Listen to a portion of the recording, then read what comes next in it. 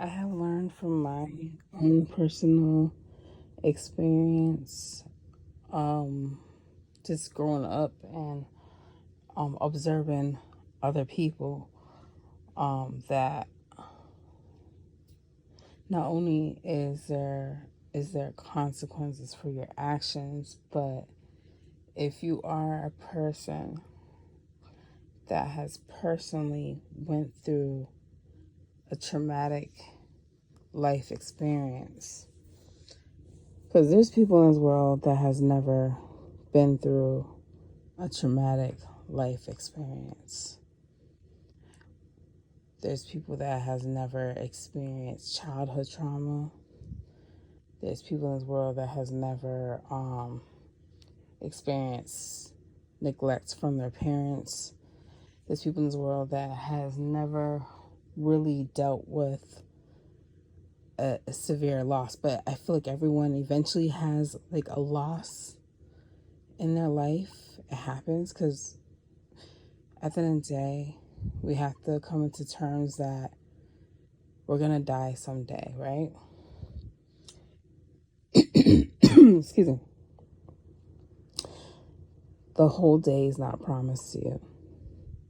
It's not just tomorrow, the whole day. The next 5 minutes is not promised to you. You just never know when your time is up, right? So, from my personal experience, from observing my personal experience and taking self accountability, self awareness, right?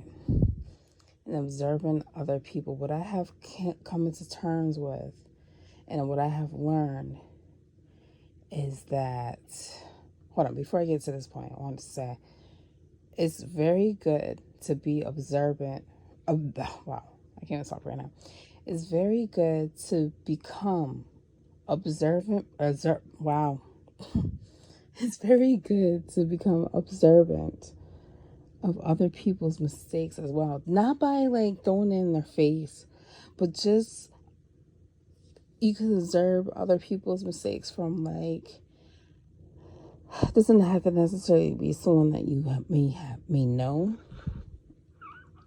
It could be from like either social media or the news, or whatever the situation may be, right? So what I have learned from, like I said, my personal life experience and others' personal experience is that the longer that you stay in a victim mindset,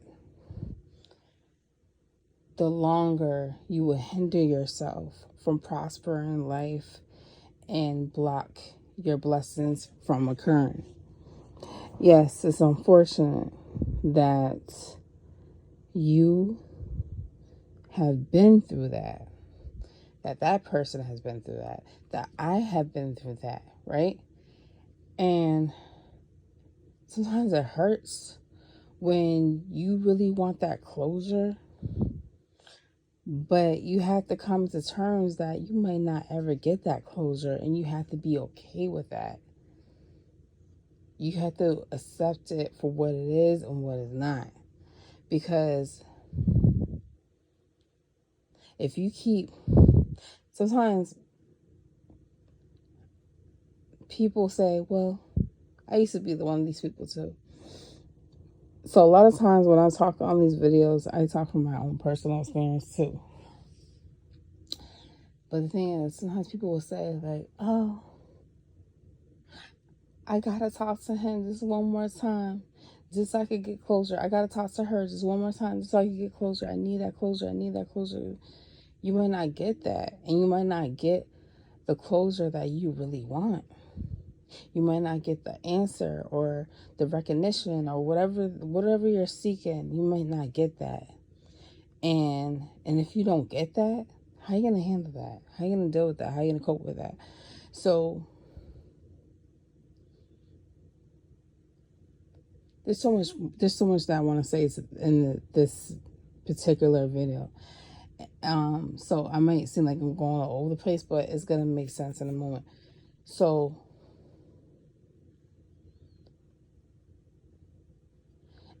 when you don't get that closure from like someone you used to date or whatever the case may be, the biggest revenge that you can ever do in life is focus on yourself and ignore that person. It hurts a person more to act like you don't even care and ignore them than to feed into that negativity. And that's hard to do. That's very hard to do, to just like not feed into it. But once you get to that point where you're just like, you know what, I'm gonna let go of God and just breathe and just leave it in his hands and just keep doing what I gotta do. I gotta get up. Excuse me. As long as God's giving me a breath in my body, I gotta get up and keep moving. I gotta keep moving, yo. And I gotta, like, God's, he wants me here for a reason. I don't know what it is, because this world's so corrupt. And it's not right what had happened to me. It's not right what had happened to that person. It's not right what had happened to other people that didn't deserve it. But a lot of us didn't deserve what had happened to us. But we hold on to so much anger. And I'm going to get back to this victim thing in a minute. But yesterday, I had a deep intellectual conversation with my sister regarding like God, and I'm trying, like, the more I talk about God, the more I can remember certain parts of the scripture, not word for word, but just like the meaning, the metaphor behind it, right? And back then, even when I was saved, it didn't 100% always make sense to me. But now that I feel God's presence stronger than ever, I feel like God is already here. He might not made his presence known yet, but I feel like he's either here or he's like coming sooner than we may think or know. Because like they said, he's going to come like a thief in the night. We're not going to know it. You know, it's like when we least suspect it. So, but I would say I say around the time, like last year, around last year when I got pregnant with my son Prince, that's when I felt God's presence stronger and stronger and stronger and stronger. Like he's telling me, you better hurry up, get it together before it's too late type thing. Like, this is no joke. We know that sin is real. Somebody said this, I watched this video, I can't remember what it was, who it was, but no, I think his name is, I'll find out later. I know his last name is Gunn, like Gunn, Jason. I think his name is Jason Gunn, if I'm not mistaken. But anyways, I think it was him that said this. I can't remember. But he was like, we know that sin is real. But if we know that sin is real, why can't we accept the fact that God is real? And we know that, we see how corrupt the world is and stuff like that. So so yesterday, I was trying to come to terms like, okay, I need to stop playing with God. I need to take this seriously. Because I was getting to the point where I was accept like, hey, if I go to hell, I go to hell. But then I was like, do I really, really want that? You got to be careful what you ask for. You got to be careful what you accept. Because I was getting to the point where I was like, dang, I know that I have to be a sinner and live. I mean, because we're all sinners, right? But we can become a saint. But at the same time, right? I was coming to terms like, I know that if I accept God into my life and I commit to God and I fully give in and I fully repent and I fully get delivered and take accountability and change my ways, the way I talk, the way I walk, the way I act, everything, right? That I won't, my son's father won't want to be with me no more. And I was going to tell myself like, hey, if I could continue to be my old self to keep his father around, then that's what I got to do.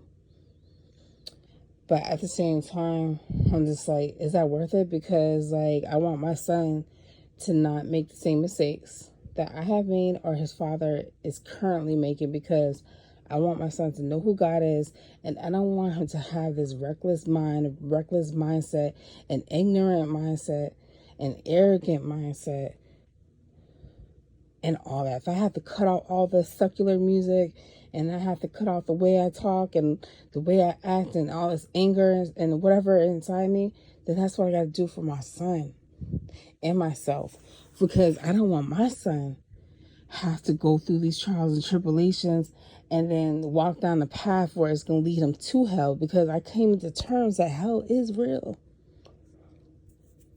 So yesterday I got into an argument with someone, not someone personally I know, but someone that I was ordering something from, and they disrespected me. I was like, yo, why lately it just seems like more and more people are just becoming so evil and corrupt and disrespectful, and people are so rude. I just don't get it. I just noticed that. And I was like, yo, I'm over here trying to become this Christian. But I was like, nah. I was like, then I'm thinking to myself, like, is it worth me becoming a Christian? Because then I'm going to have to allow people to talk to me in kind of way. And I was thinking to myself, something said to me, I feel like it was the Holy Spirit. The Holy Spirit said to me, like,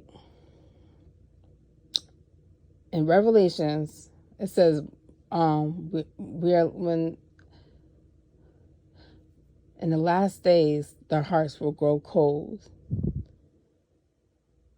And we fail to realize that. I was like, wow, yeah, that makes a lot of sense, because we're literally living in the last days. I know we've been saying that since before my mom's time or whatever, but no, we are definitely we've been living in the last times, the last days. No, sorry, last times.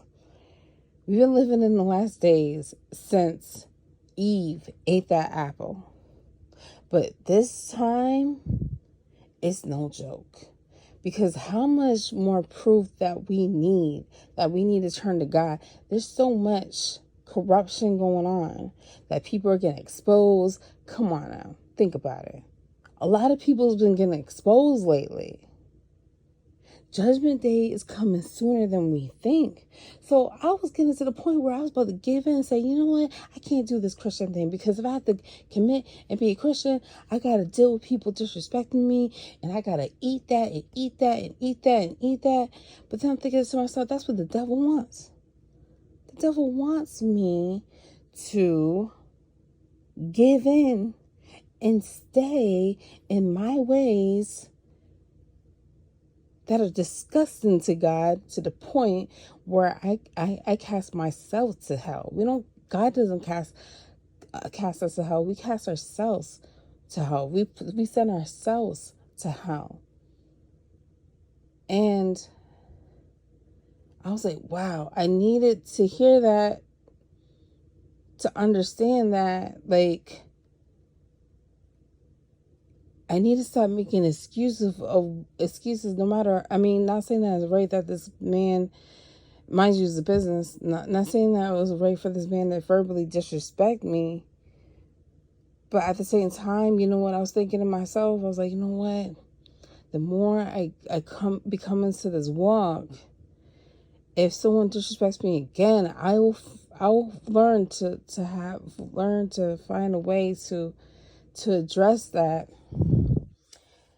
And they have to live with that. God's going to handle that, because he has handled things for me before, and I've seen him handle things for other people before. So, and I noticed that, like first of all, I could tell there's a lot of racist people that live in my state, but I don't want to, it hurts me when I find out someone doesn't like me because of the color of my skin, because I like, not just me, but a lot of us Black people, we try to accommodate, and we try to set people for who, a lot of us Black people, we don't see color, but they do. And what hurts me the most is when you think someone's genuine and likes you, and you think they're being nice to you, and then they disrespect you, and it's like out of nowhere. It's like, where's this hate and anger coming from? And that's what hurts me the most. It's like, wow. So I gotta look into that about that. Like, but I still deep down inside feel like not every white person is racist. Not every white person feels the same. But you know what? I got to the point where yesterday, when someone I could tell doesn't like me because of the color of my skin, and they just feel like, you can just tell, and they feel like it's okay for them to disrespect you, I'm like, okay, I'm gonna call you the cracker, because you all your life been attacking black people and disrespecting and just doing things that's not even necessary. Especially when I found out that there's a man that got was found hung recently, and it's been happening too often lately. It just makes me really upset and angry. And I don't want to raise my son in this particular town because there's so much racism out here. It's not as bad as anywhere else, like Mississippi or whatever, but a lot of them are in the closet with it. So, but they'll let it be known later. You know what I'm saying? I can't explain it.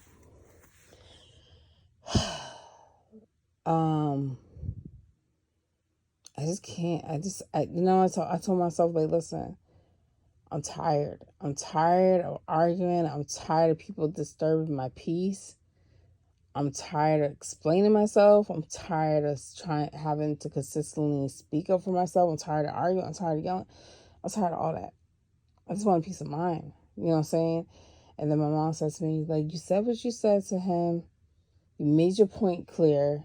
But at the end of the day, you have to think, like, you don't want to be angry and yell and disturb your son's mind because he's a baby and their minds are so fragile. I was like, you know what? She's right. So if I gotta suck it up and just deal with this disrespect,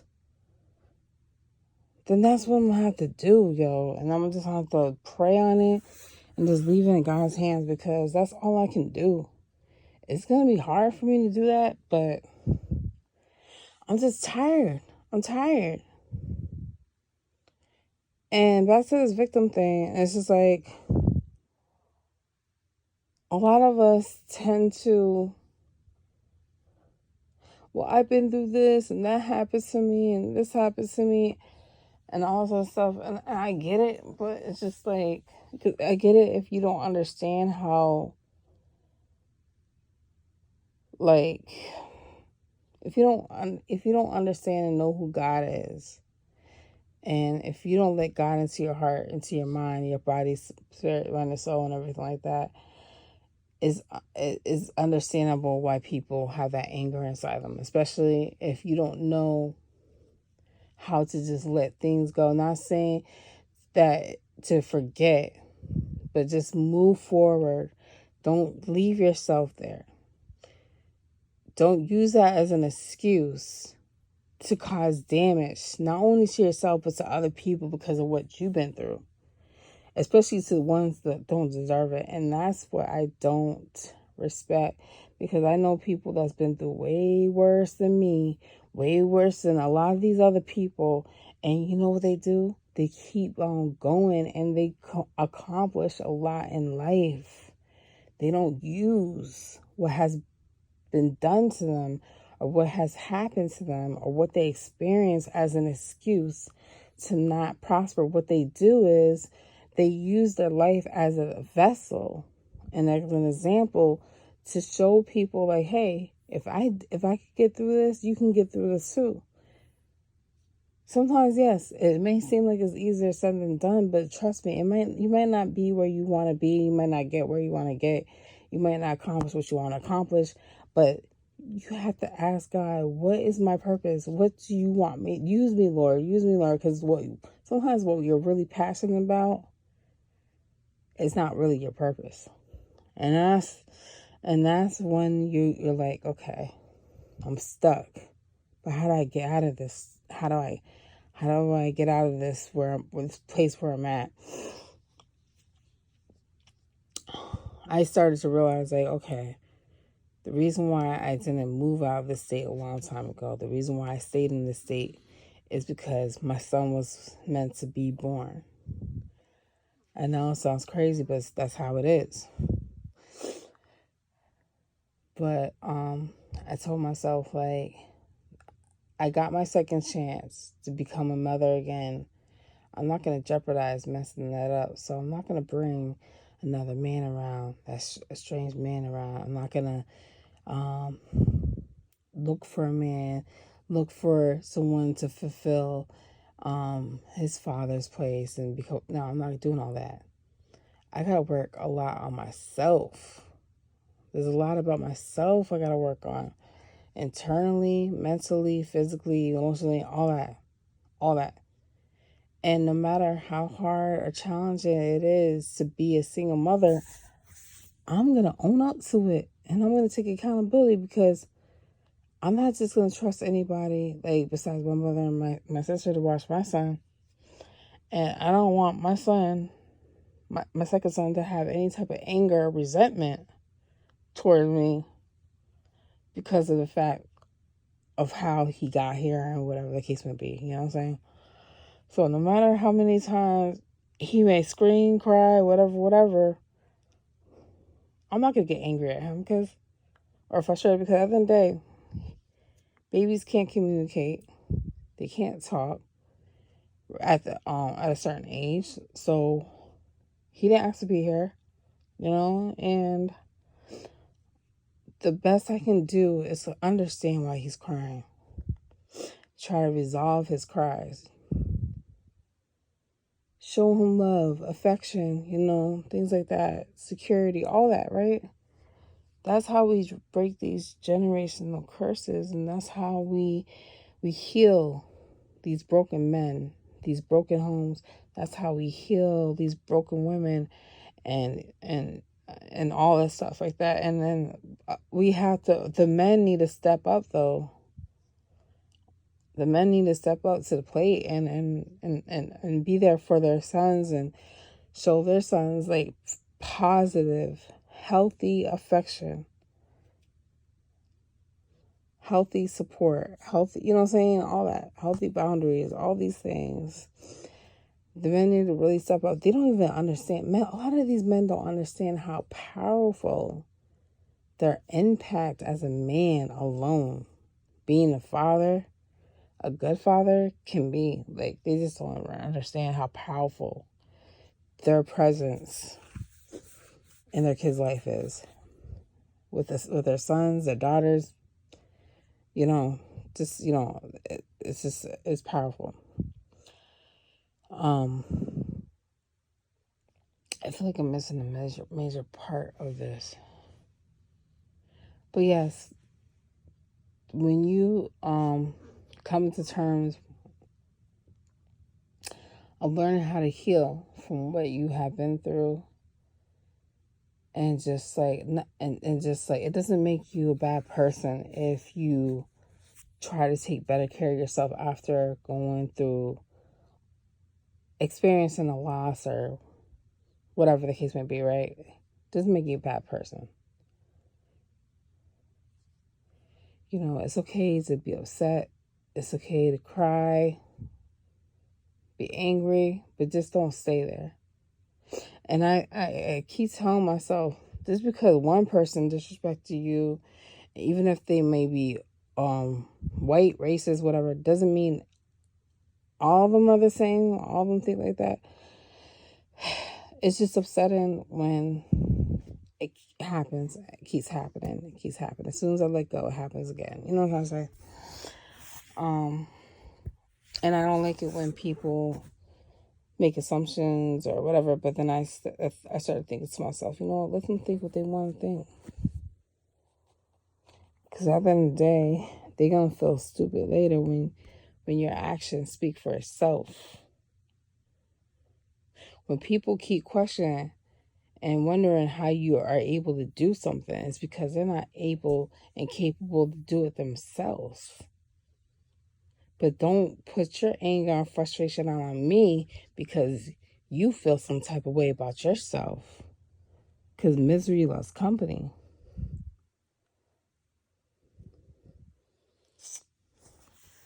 At the end of the day, all I can do is just, I swear, just put God first. That's all I can do. And I'm going to continue to do that. No matter how much things don't make sense to me, I'm going to continue to do it because we fail to remember, we fail to realize that they tortured Jesus. They were trying to kill Jesus when he was a baby. Did we forget that?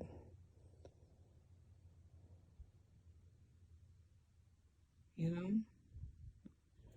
So they were doing way worse then than they're doing now because there wasn't as many laws and authority as there is now. So it was way worse than back then, before Jesus came onto the earth, and during and all this.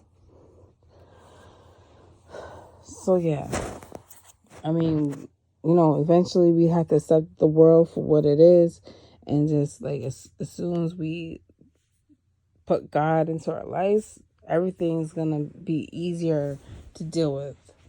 We're gonna have our challenges and everything, but eventually we'll know how to cope.